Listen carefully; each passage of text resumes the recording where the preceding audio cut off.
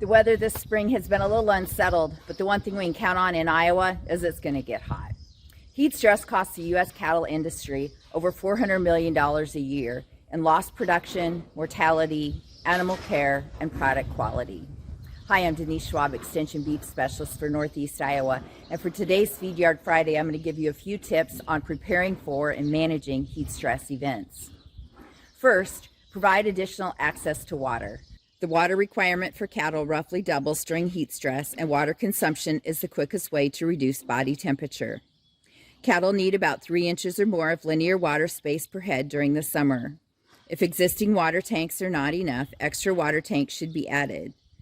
Rate of water delivery is also important. A 1,300-pound steer needs about 6.5 gallons of water per hour at peak flow. Second, adjust the timing of feed delivery. Provide about 70% of the ration in the evening hours so that the peak heat of digestion is at night when it's cooler. Third, add shade, especially for dark-colored cattle. Plan on 20 to 40 square foot per head under shade with at least 8 foot of clearance to allow for adequate airflow. Fourth, consider when cattle are processed. If at all possible, delay processing until after the heat event. If they have to be processed, make sure to do it in the early morning hours when it's coolest, and don't require cattle to stand in holding areas any longer than about 30 minutes. Fifth, increase airflow.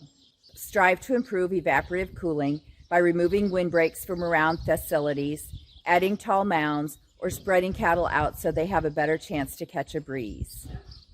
Sixth, control flies.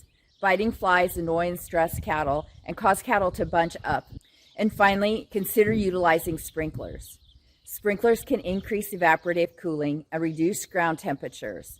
Sprinklers should thoroughly wet the animal and run intermittently, providing time for evaporative cooling.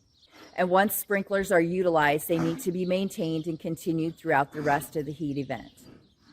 For more information on heat stress, see the publication Heat Stress in Feedlot Cattle or contact your Extension Beef Specialist.